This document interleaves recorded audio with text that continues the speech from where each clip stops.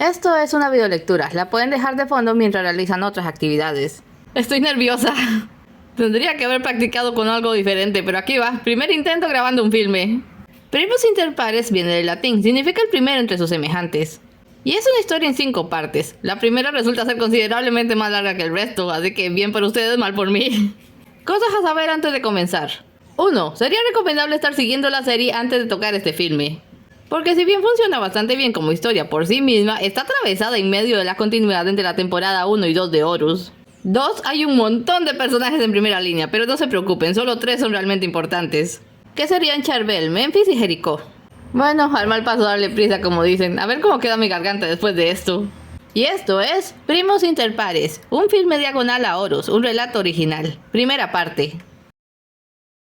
Luego del advenimiento de la inteligencia artificial, una de las cosas que más quedó en entredicho fueron las religiones del mundo. Enfrentados a una realidad que ninguna de sus figuras había previsto, la mayoría optó por el camino de vivir y dejar de vivir, se mantuvieron en lo suyo y dejaron a las máquinas estar, lo cual luego se vería sería la mejor solución antes de que todo se fuera al diablo. El Vaticano, sin embargo, demostrando como siempre ser menos cerrado de lo que todo el mundo cree, hizo con las máquinas inteligentes lo mismo que hicieron con la Navidad pagana, adaptarla al gusto e incorporarla. Fue así como se llamó el consenso de los cardenales, los curas y hasta los del personal de limpieza para hacer un pequeño concurso y elegir el mejor diseño para un tipo particular de IA, uno que llevaría el estandarte de la fe al territorio mecánico.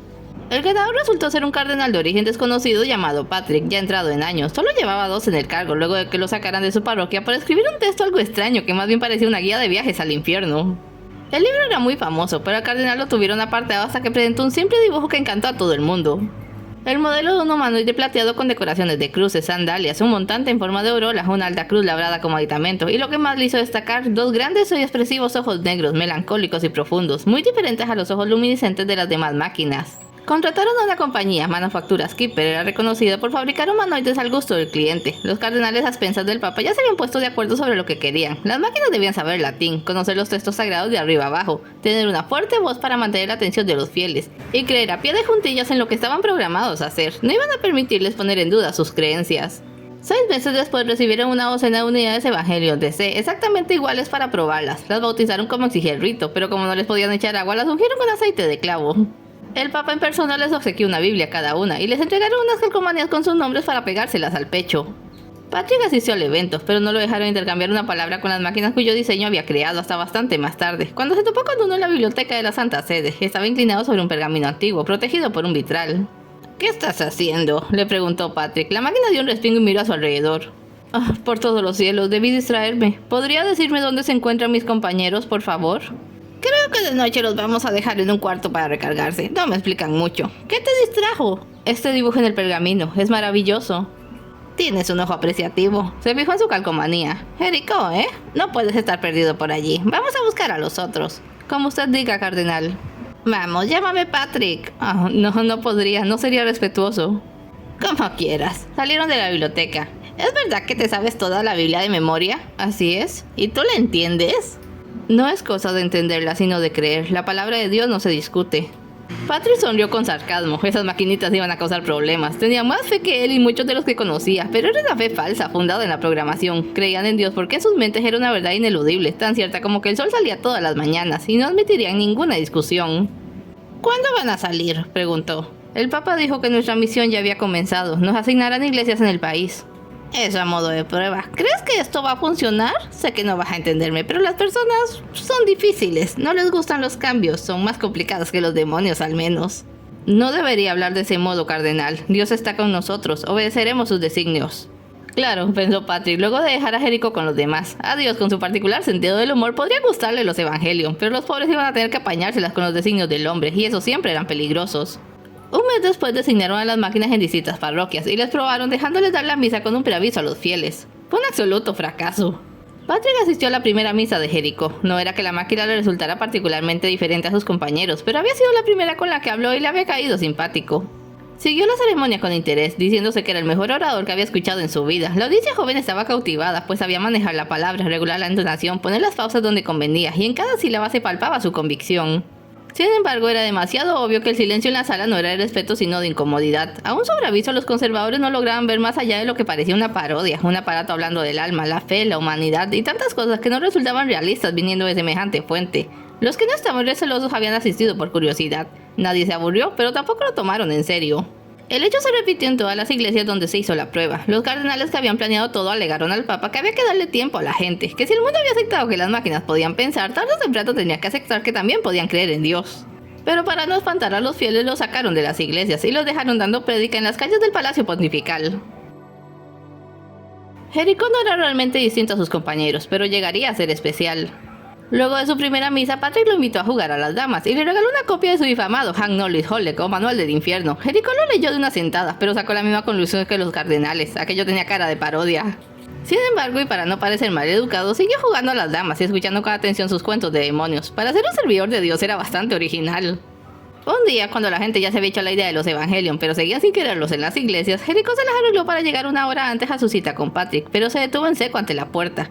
El párroco hablaba con alguien. Jericó pensó que debería irse, porque no era correcto escuchar conversaciones ajenas, pero por alguna razón no se movió. La persona allá adentro tenía una voz inusual, como de una mujer haciéndose pasar por un hombre o algo similar. ¿Este mundo también?, preguntaba Patrick. No es culpa mía, sabes que solo me mantengo pendiente de ciertos planos, en realidad me enteré hace nada. Entonces, ¿ya es mi hora? Jericó notó que la puerta estaba entreabierta, pero solo alcanzaba a ver a Patrick. Tú dímelo, el acuerdo era darte el tiempo y la oportunidad de publicar tu libro, de ser reconocido por este. Bromeas, todos creen que es ficción. Igual que con Alighieri, pero eso no lo controlo yo, la fama tiene 1000 formas. Así que viajé al infierno y dejé un mundo al borde del apocalipsis bíblico para venir a morir en uno al borde del apocalipsis mecánico. ¡Qué maravilla! Lo sabes tan bien como yo, no hay un dios en esta historia, a menos que sea nominal. Jericó empezó a vibrar, aquella voz tenía el don de asustarle y hacerle dudar como nadie había podido hacerlo. Seré directo, me vendiste tu alma y la tendré cuando mueras. Seguramente morirás en la guerra que se avecina, pero considerando que tenemos historia, puedo hacerlo más rápido. Te aseguro que no dolerá. No, vamos Patrick, estás viejo, no tienes que pasar por todo esto. Ese sería el camino fácil, el que me trajo hasta aquí. Si voy a morir, quiero asegurarme de hacer algo valioso antes. Mantener vivo mi legado. ¿Tu libro? Los Evangelion. La voz guardó silencio y luego rió con suavidad. Supe de tus predicadores de juguete. Adorables. ¿Esperas que este mundo conserve algo de su fe para el futuro? Son máquinas, no necesitan a Dios. Quizás alguien lo necesite. Muy bien, dijo la voz resignada. Diviértete en la masacre. Pero una cosa. Si tu amigo Jericó pretende sobrevivir, deberá ser fuerte, firme, de mente abierta y... De pronto Jericó lo escuchó con extraña claridad, como si le hablara al oído. Estar dispuesto a ser gentil incluso con su peor enemigo. Tipos como él solo llegan a mártires. Ya lo había pensado. Nadie dijo nada más. Jericó se quedó donde estaba, intentando comprender lo que había escuchado, preguntándose qué más dirían y pendiente de unos pasos extraños para escapar cuando la puerta se abrió. «Hola», saludó Patrick jovialmente. «Qué puntual. Discúlpeme, cardenal». «Ya te di yo que me llames por mi nombre. Pasa, el tablero está puesto». Jericó obedeció con timidez. No había nadie en la alcoba y la conocía lo bastante para saber que no había ninguna otra salida aparte de la ventana en un quinto piso. Entonces, ¿por dónde se ha ido el visitante? ¿Se te perdió algo? Lo siento, es una tontería. Creí que había alguien aquí. Había alguien aquí, confirmó Patrick. Se fue volando no hace ni 2 minutos. ¿Mueves primero? Tras unos minutos de juego silencioso y dándose cuenta de que Patrick no pretendía explicarle nada, se dispuso a insistir. Todo aquel asunto de vender el alma de un apocalipsis era demasiado para solo dejarlo pasar, así que le preguntaría claramente qué ocurría, y si el cardenal le apreciaba como amigo le diría la verdad.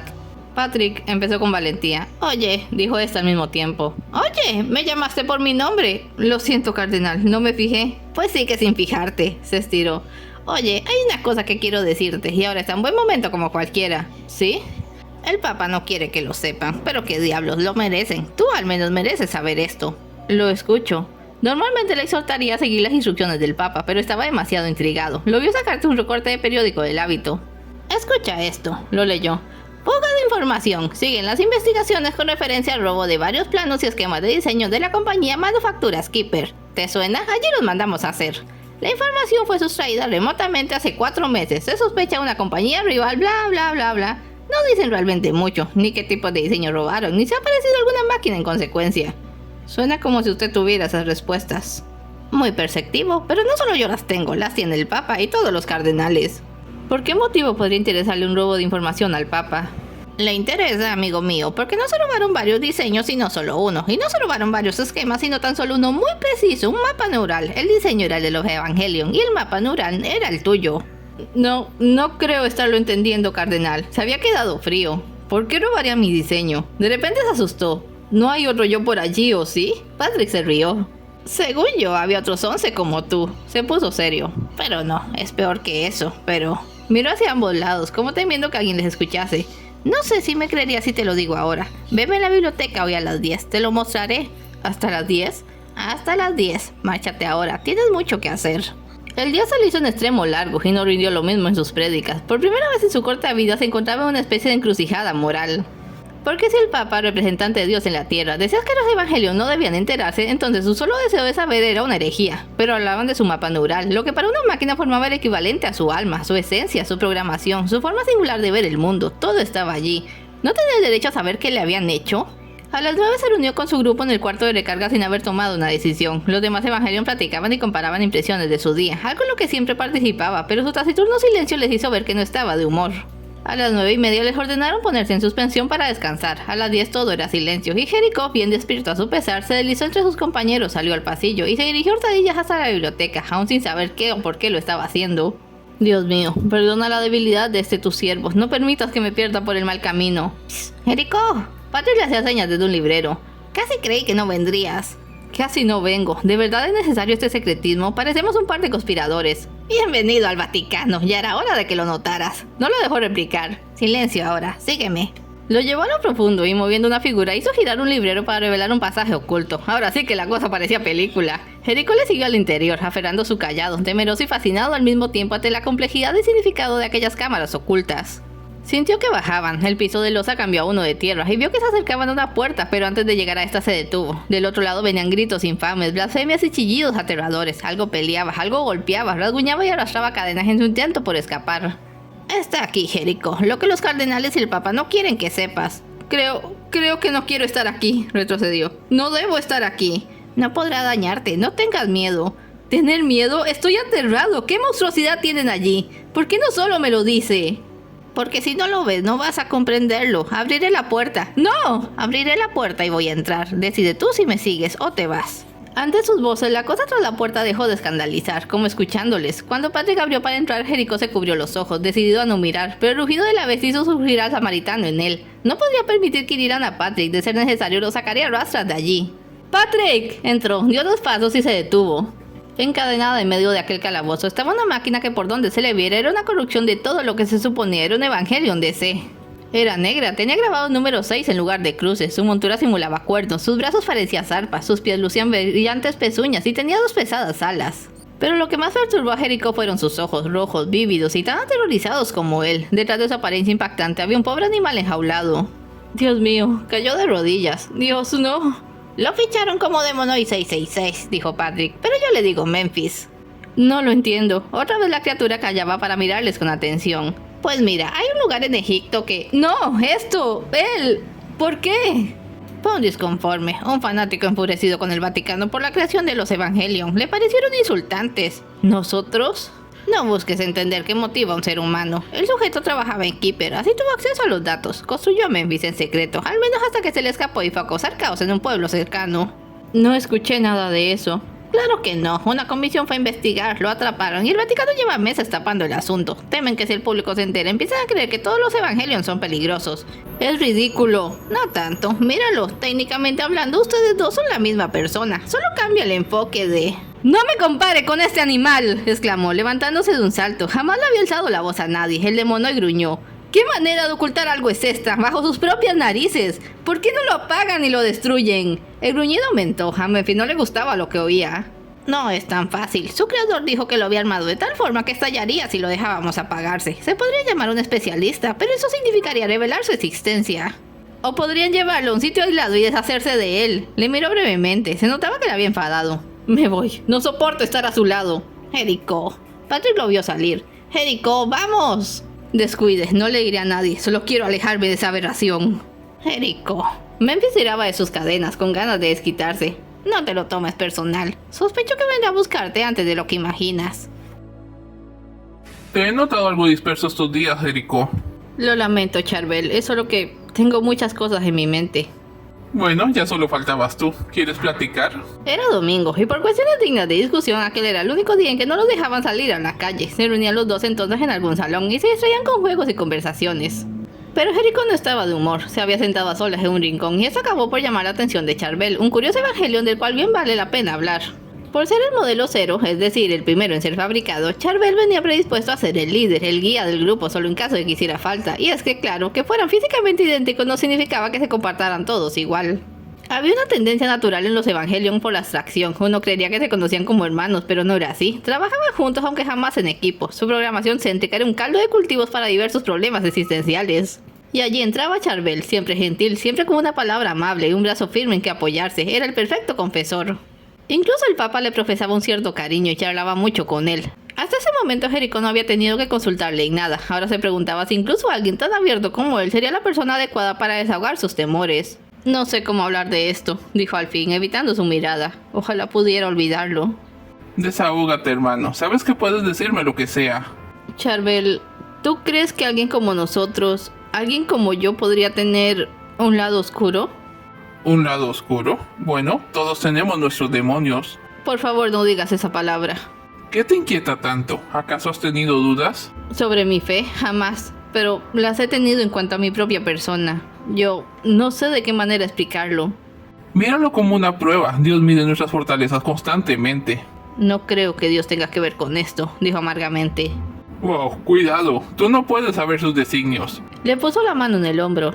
Somos Evangelion. Estamos aquí para repartir las enseñanzas de Cristo y actuar acorde a ellas. Así que, ¿qué haría Jesús? Se le quedó viendo y unos instantes después ambos se echaron a reír. Eso de qué haría Jesús era tomado por ellos como una broma clásica. De repente un cardenal entró llamando a Charbel, le solicitaba al Papa. El resto podía seguir, la misa dominical había concluido. Jericho se quedó allí, abrazado a sus rodillas y con la cabeza baja, pensando que lo que de verdad le alteraba, lo que realmente lo enloquecía, no era ni la existencia de Memphis, ni que se lo hubieran ocultado, sino la idea de que aquella criatura era la prueba de que él, de que cualquier Evangelion, podía ser diferente a base de algo tan básico como la programación. ¿De qué otro modo se explicaba que teniendo la misma base neural fueran tan diferentes? Porque si a Memphis lo hubieran programado como un Evangelion, entonces sería un Evangelion, sereno y devoto, sin importar qué aspecto tuviera. ¿Era factible lo opuesto entonces? Si alguien le cambiaba, ¿se podría él volver tan salvaje como el demonoid? No podía vivir tranquilo sabiendo que Memphis vivía en aquella catacumba bajo sus pies, y Charbel quería que le tomara como una prueba. Una de dos, se dijo tras meditarlo, o lo elimino como San Jorge al dragón, o busco su amistad como San Francisco con el lobo. Señor, ilumíname. Charbel regresó entonces y le bastó una mirada para saber que algo no andaba bien. Su gesto normalmente ameno se había tornado angustioso. Cuando vio que el otro seguía allí se apoyó a la pared sin saber qué decirle. Jericho se incorporó alarmado. ¿Qué te ocurre? ¿Qué quería su eminencia? Quería darnos un aviso, a los cardenales y a mí como representación de... De haber podido, Jericho creía que estaría llorando. Se ha declarado una guerra mundial. ¿Qué? ¿Quién la ha declarado? Parece que... nosotras... Jericho le miró completamente atónito. Con nosotras se estaba refiriendo a las máquinas. ¿Acaso las máquinas le habían declarado la guerra al hombre? Ni más ni menos, tal y como le explicaron a él y a los otros Evangelion después, el general Fornox, la primera y más poderosa máquina inteligente del mundo, tras años de ardua lucha por querer hacer del mundo un lugar mejor sin dejar de estrellarse contra una muralla de oposición humana, se había hartado. Y tras un catastrófico accidente había desaparecido del mapa para regresar virtualmente tiempo después y anunciar una inmediata y aplastante ofensiva contra toda la humanidad. El planeta entero había sido sitiado, las personas debían esconderse y sobrevivir al inminente desastre, pero el Vaticano, probablemente el país rico menos conectado del mundo, había recibido el aviso 3 días después, cuando marejadas de personas empezaron a llegar de todas partes de Europa en busca de un refugio bajo el abrigo de su Dios. Similares escenas se repetían en otros grandes centros de la fe. Fue así como de la noche a la mañana los pobres Evangelion que nada pintaban en aquel terrible asunto pasaron de ser la nota incómoda del Vaticano a un peligro potencial. Afortunadamente el Papa le había cogido tanto cariño a Charbel que, al igual que Patrick, era de la opinión de que aquellas máquinas jamás le harían daño a nadie. Pero para tranquilizar a los fieles los encerraron en el cuarto donde se recargaban. Se intentaría contactar al enemigo, hacerle razonar. En todo caso, lo menos que se quería era ponerse en la mira por atreverse a lastimar a sus Evangelion. Paz y devoción, mis hermanos. Charbel se esforzaba por calmar a los suyos. Nuestras oraciones son más necesarias que nunca. ¿No deberíamos estar en la iglesia?, preguntó alguien, con las personas para darles valor. El único sentimiento de valor que le daríamos a los humanos ahora sería si se animan a destrozarnos. Santiago. Charbel le reprendió con la mirada. Antonio, tienes nobles intenciones, pero el momento no es apropiado. Nuestro círculo de oración es todo cuanto podemos ofrecer en estos momentos. Gregorio, ¿puedes cantar algo? Como quieras, Francisco. Uno de ellos comenzó a entonar un himno, y pronto los demás les acompañaron. Tomados de las manos, rogaron al Señor por la salvación de todas las almas. Jericó por su parte rogaba también para que la situación no le cambiara, ni a ninguno de los suyos, sobre todo ahora que por primera vez estaban tan estrechamente unidas, y pudo empezar a conocerlos mejor. ¿Quién diría que 12 máquinas físicamente iguales podían ser tan particulares? Hasta el momento Charbel y Jericó parecían ser los más normales. Si el primero destacaba era simplemente por su calidad de líder, fuera de eso los dos eran lo que se suponía debía ser un Evangelion y nada más, pero el resto... Estaba Antonio, quien por razones extrañas parecía no estar cómodo como no fuera en compañía de las religiosas. Alguna vez había dicho que el ambiente en el extremo masculino del Vaticano le agobiaba, y sin embargo no había persona más dulce, más empática y más lista para ofrecer apoyo y cariño al necesitado como él. Patrick había mencionado que probablemente debieron considerar hacerle una monja, su dulzura solo le parecía comprensible si había una inclinación femenina en su interior. Santiago, en un plano opuesto, era apasionado y algo intenso. Sus prédicas no estaban exentas de agudas críticas, constantemente se hallaba en desacuerdo con la mayoría del grupo. Algunos decían que tenía temple de cruzado, que bien iría llevando la palabra por la fuerza como los antiguos conquistadores. Solo Charbel retenía un ímpetu que le habría hecho escapar de las ceremonias a la primera oportunidad. Gregorio amaba los cantos, todos ellos estaban diseñados para ejecutar himnos con voces potentes y bien reguladas, pero para él simplemente no había mejor forma de armonizar con Dios que con la música. Se la pasaba tarareando a toda hora. A pulso había aprendido a tocar el arpa, y cuando de veras entusiasmaba su voz podía llenar las 4 esquinas de la plaza de San Pedro, atrayendo a quienes quisieran unírsele en su clamor.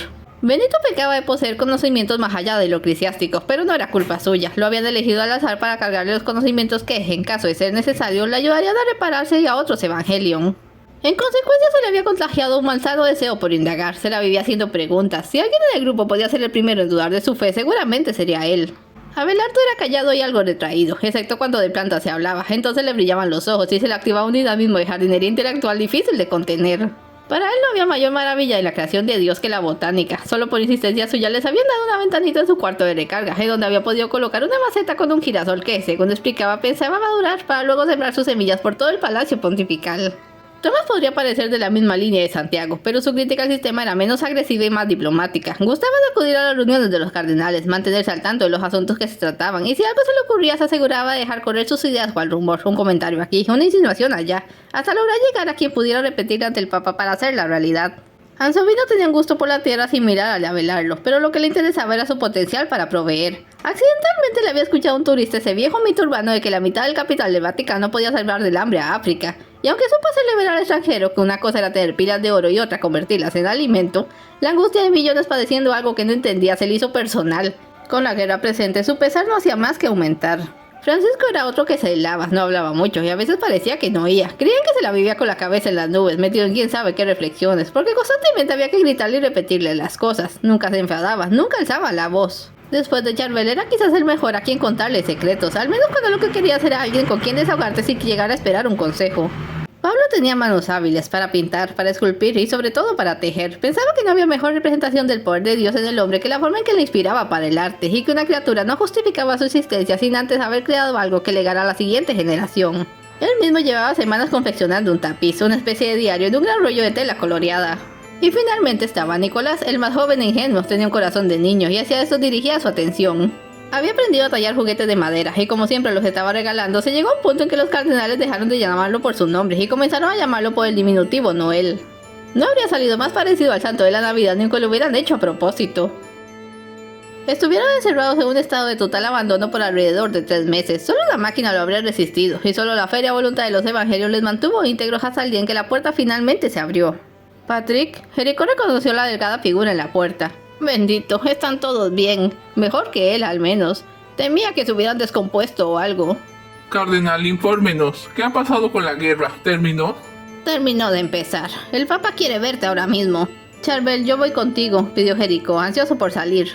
De acuerdo. Hermanos, quédense aquí y conserven la calma. Regresaremos con noticias. Vengan, le surgió Patrick, y no se asomen por las ventanas. Había una buena razón para que Jericó saliera con Charbel, servirle de apoyo. Durante el largo encierro habían racionado hasta el límite la única lata de aceite que tenían, y su pierna izquierda ya casi no se movía. El cayado de cruz no era el mejor bastón, por lo que Jericó le ofreció su hombro para ayudarle a caminar. No tuvieron que andar mucho para percibir el estado de abandono y desespero en que estaban las cosas. Quedaba muy poca gente en el palacio, lo que contrastaba con el gentío que les invadió al comienzo del conflicto. Todos estaban delgados, ojerosos, sucios y miraban a las máquinas con absoluto desprecio. Todas las ventanas habían sido cubiertas con gruesos cortinajes, y de poseer el sentido del olfato, ni Jericó ni Charbel habrían soportado el hedor a muerte y podredumbre que flotaba en el aire. Patrick les condujo hasta la habitación del Papa. El anciano pontífice no estaba mejor que los demás y ahora parecía al borde del pánico. ¿Cómo culparle? Fort Knox estaba de pie justo a su lado. Una máquina armada le servía de guardaespaldas. Charbel le ignoró por completo para dirigirse al Papa. Su santidad, estoy aquí. ¿Cómo puedo ayudarle? Tú debes ser Charbel, dijo Knox, sin mostrarse ofendido por haber sido pasado por alto. ¿Dónde está el resto de los evangelios? Me informaron que eran 12.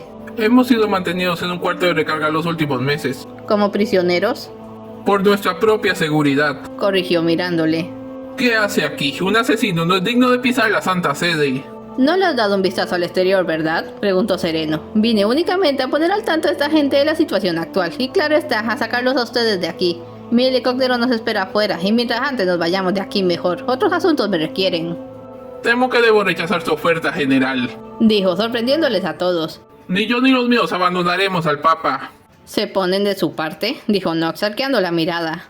Los evangelios somos neutrales. Nuestra lealtad está con Dios y no pelearemos en nombre de nadie. Tengo que pedir que lo reconsideres. Lucía contrariado, no debía ser común que alguien le enfrentara. Estamos en guerra y sucede que yo voy ganando. Hace apenas 2 días dejé Washington DC reducido a un humeante cráter radioactivo. Mis fuerzas avanzan sobre cada ciudad y pueblo sin hallar resistencia. Ahora mismo un contingente armado se dirige hacia acá. Llegarán en 6 días, 7 si es que llueve, y cuando estén aquí no dejarán a nadie con vida. No pueden huir, no pueden esconderse. Incendiaremos todo el lugar de ser necesario. ¿Está claro o soy demasiado sutil? Durante algunos minutos lo único que se escuchó en el cuarto fue la respiración del Papa. El pobre hombre estaba pálido y temblando de miedo. Jericho se sentía abrumado. Patrick lucía resignado. Solo Charbel se mantenía firme, tanto que en cierto modo parecía mucho más fuerte que Knox. En el infierno debe de haber un lugar reservado para usted. ¿Es tu última palabra? Qué pena. Admiraría tu devoción si no supiera que es una farsa. Quisiera que se marchara ahora, general. Como gustes. Calzó de hombros y se dirigió a la salida, pero se detuvo en el último instante. Dime algo, ¿es complicado? ¿Qué cosa? El engaño, vivir en una mentira total. Rió suavemente y se marchó con su guardaespaldas. Charbel se apartó entonces de Jericho para sentarse junto al Papa y calmarle. Temía que se fuera a desmayar. Voy a sacar a los otros, dijo Patrick. No hay derecho a que sigan encerrados. Ve con él, Jericho, infórmales. Yo me quedaré con el Papa.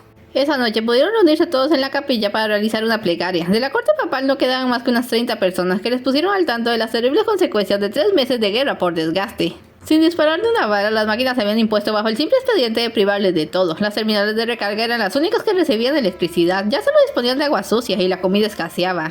Ante la intriga de los evangelios de por qué entonces no dejaban el palacio para buscar víveres afuera o cómo se las estaban arreglando los fieles en el exterior, las respuestas se volvían confusas y esquivas.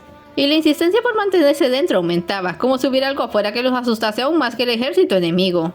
Patrick era de los pocos que no estaba de acuerdo en quedarse allí sentado, esperando a que le matasen.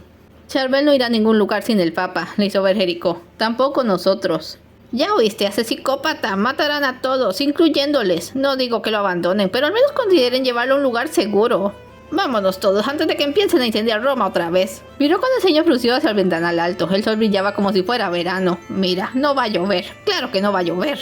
Se le puede sugerir, pero no estoy seguro. Nosotros hemos estado aquí desde que recordamos. No conocemos nada más. Y sobre el clima, bueno, eso ya no lo controlamos nosotros. Patrick, dime algo. Bajó la voz. ¿Memphis aún está? ¿Tú has escuchado alguna explosión? Era sorprendente cómo mantenía el sentido del humor en semejantes circunstancias. Sí, allí sigue. Y te sorprenderá saber que ha mejorado su carácter, solo porque me he tomado la molestia de cuidarlo y que no se apague. Así que, volvió a la voz normal, era cuanto quería saber. Sacar al Papa. No es tan descabellado. Después de todo, nuestro principal propósito es asegurarnos de que el cristianismo perdure, y no vamos a lograr eso quedándonos aquí. Sí, le diré a Charbel, que él decida. Charbel estaba con Benito en un rincón. Era el único momento en que se habían separado del Papa para que le aceitaran la pierna. El sumo pontífice se lo pasaba encerrado en un oscuro cuarto, y él se había echado la carga de cuidar cuanto pudiera de su salud. ¿Escapar con el Papa? Pero, Jericho, ¿qué hay de los cardenales, los obispos, los fieles? ¡Que se vengan con nosotros!, exclamó. Míralo de este modo, quedándonos lo único que podemos hacer por estas personas es asegurarse de que no se vayan sin recibir la extrema unción. Debemos hacer algo para que nuestra fe no se pierda. ¿Quién sabe? Afuera podría haber un sitio seguro. No, espera, déjame pensarlo. ¿Pensar qué? Te oyes como los cardenales. El infierno no está allá afuera, pero te juro que viene en camino y no pretendo quedarme a recibirle. Se dio cuenta de que se estaba pasando de la raya, así que procuró calmarse. Claro, haré lo que tú decidas, pero debes considerarlo. Lo estoy considerando, eso hago. Estiró su pierna recién afinada. Huir, no me gusta esa palabra. No somos cruzados ni inquisidores, somos predicadores. Nosotros llevamos la palabra de Dios. Y es Dios quien debe ayudarnos. Lo necesitamos más que nunca. Entonces vamos a buscarlo, sugirió Benito en un golpe de brillantez. ¿A buscar a quién? Pues a Dios, ¿a quién más? Tomamos al Papa y a todo aquel que quiera seguirnos, peregrinamos hasta Tierra Santa y lo llamamos. Seguro que al ver que intercedemos por el hombre, él resolverá toda la situación. Aquí entraba en juego lo más peligroso de la programación de un Evangelion. Su fe ciega les hacía incapaces de distinguir un límite entre ficción y realidad cuando de su fe se trataba. Para ellos, Dios tenía que ser un ente físico, palpable y accesible. No lo podían imaginar de otra manera. ¿Eso es verdad?, dijo Jericho, sorprendido de que no se le ocurriese a él. Seguramente esto es un castigo para el hombre por sus pecados, y no se detendrá hasta que alguien pida perdón y se sacrifique por ellos. Sí, es justo lo que debemos hacer. Díganle a todos, yo le informaré al Papa. Se pondrá tan contento cuando sepa que encontramos la solución. Tú diles, le pidió Jericho a Benito. Charbel, espérame. Lo alcanzó en el cuarto, se había detenido al verlo vacío. Sobre la cama estaba el sombrero, el anillo, el manto y el báculo, símbolos todos de su estatus. Ambos evangelios se miraron confundidos y procedieron a buscarle. Jericho inspeccionó en el cuarto de baño. Charbel se encaminó al balcón. Unos momentos después lo escuchó gritar. ¡Su eminencia, no! Jericho corrió hacia allá, llegó a tiempo para ver cómo su amigo se precipitaba por el balcón y apenas alcanzó a sujetarlo. Este a su vez se aferraba al Papa, quien acababa de saltar por el balcón, y por si fuera poco ahora se debatía, exigiendo que le soltaran. ¿Se ha vuelto loco? ¡Déjame ir! ¡No quiero que las máquinas me atrapen! Pero usted... ¿Por qué? ¡Es suicidio! ¡Se condenará! ¡Súbelo, Charbel!, le gritó Jericho. ¡No puedo con ambos! ¡Por favor, quédese quieto! Lo tenía agarrado de la ropa y comenzaba a rasgarse. ¡Tenemos una solución! ¡Dios debe escucharnos! ¡Mira abajo!, gritó de pronto el humano. ¡Mira! ¡Dios no va a salvarnos!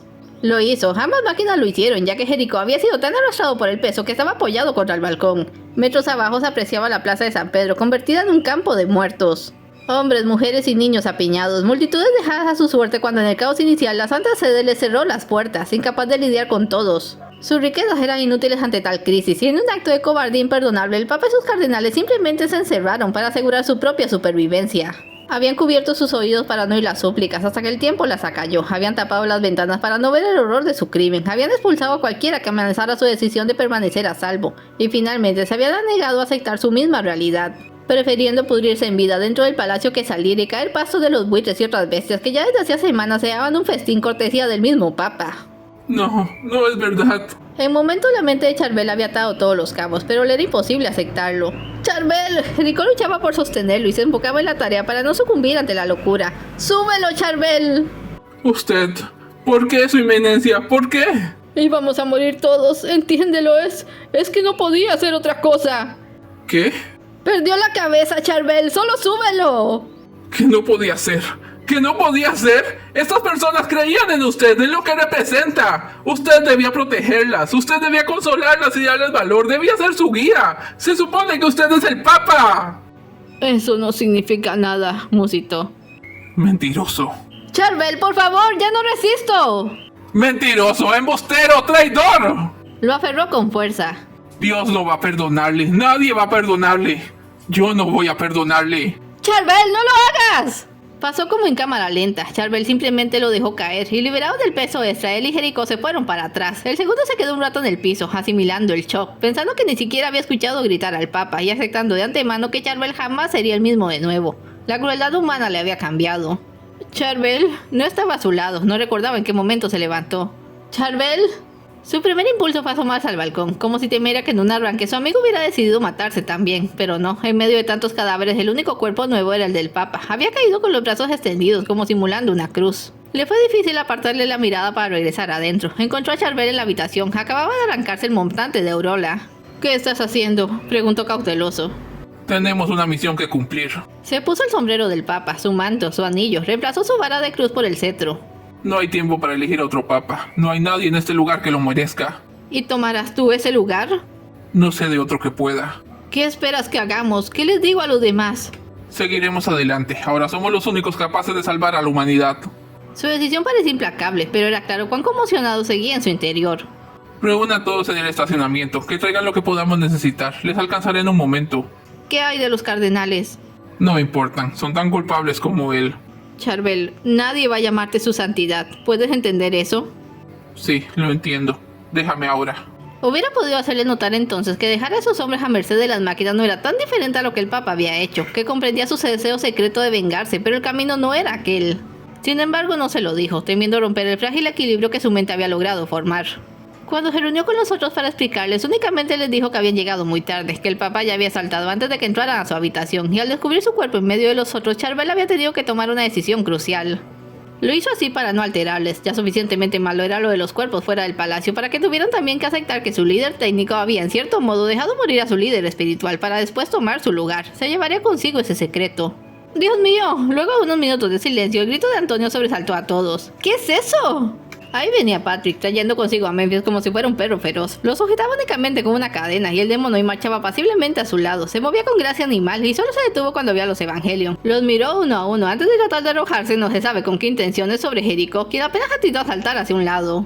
¡Quieto, muchacho! ¡Tranquilo! ¡Aleja esa cosa de mí, Patrick! Perdón, uno diría que le agradas. Le guiñó un ojo. Muchachos, déjenme presentarles a Memphis. ¿Qué se supone que es?, preguntó Benito, menos impactado y más curioso que los demás. No sabemos, dijo Patrick. No lo dejaron en la puerta abandonado semanas antes de que esto empezase. Como es tan diferente, lo teníamos escondido. ¿Y qué razón puede haber para que lo saques ahora? Charbel se presentó, y aunque ya Jericó les había advertido de su nuevo aspecto, no por eso fue menor la impresión de verlo ataviado como al Papa. Se acercó para ver a Memphis y algo en su expresión increíblemente le hizo retroceder, como si le temiera. Él por su parte no solo no parecía consternado por la existencia del demonoide, sino que lo observaba interesado. Quizás, pensó Jericó, su forma de protegerse había sido bloquear toda capacidad de asombro para no lastimarse más. Aquí donde lo ven es un cachorrito, no le hará daño ni una mosca. ¿Pretendía acompañarnos, cardenal? Esa idea tenía. Pregunté y creo que soy el único de carne y hueso con las agallas de decir que no pretendo quedarme aquí esperando un tiro de compasión. Ya veo. Y dígame, ¿dónde estaba ese valor cuando le cerraron la puerta a los necesitados? Charbel. Jericó se adelantó temiendo algún arranque. Memphis instintivamente se puso frente a Patrick. ¿Qué esperas que te diga, Charbel? ¿Que lo lamento? ¿Que bien merezco que me apedreen hasta morir? ¿Te parece que no he pensado en ello? Solo mírame, soy un anciano acabado. De una u otra forma sé que no me queda mucho tiempo de vida y mi único interés ahora es ayudarles. Digo, necesitarán un guía que sepa guiarles en el mundo exterior. ¿Sabe qué es lo que nunca comprendí? De todas las personas aquí, usted es el único al que realmente le importamos. ¿Por qué? No sé. ¿Será que me recuerdan a alguien? Una pregunta más. ¿Supone que llevaremos a esa criatura con nosotros? Memphis le gruñó. Así es. Y solo para que vean que no les sería una completa carga, aquí les traje algo que van a necesitar. De su ropa sacó una pequeña caja y un adaptador USB. Tarjetas de datos, porque siendo francos al verlos aquí, lo único que puedo pensar es si alguno de ustedes sabe conducir.